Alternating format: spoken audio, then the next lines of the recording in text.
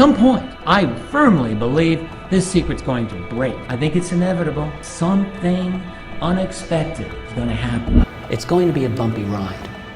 And nevertheless, it will happen. They can't stop this.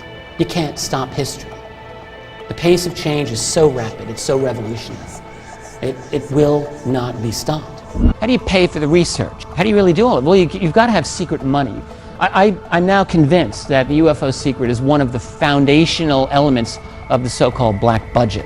Because it's a secret that was so big and is so big, to fund it is a lot of money.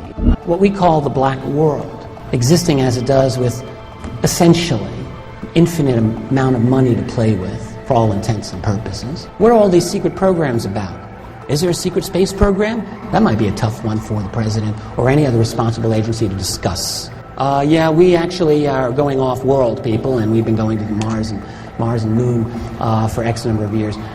You know, a lot of people might be a little upset about that. This gentleman, of course, I think is well known to most residents of the UK, Gary McKinnon.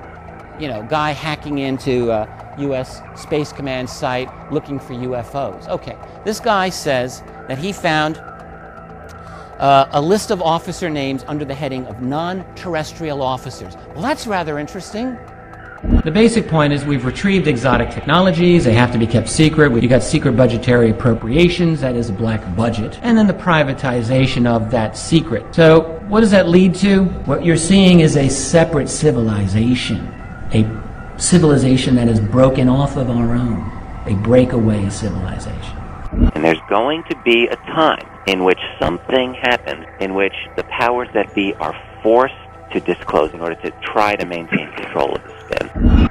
If we were all part of a team with exotic technology to study, a near infinite amount of money to play with, and total secrecy, not just for years, not just for decades, but for generations, what could we come up with?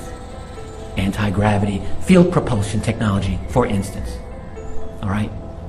If you share that with the world, as I'm going to get into in the next section, you're going to create some serious problems, potentially.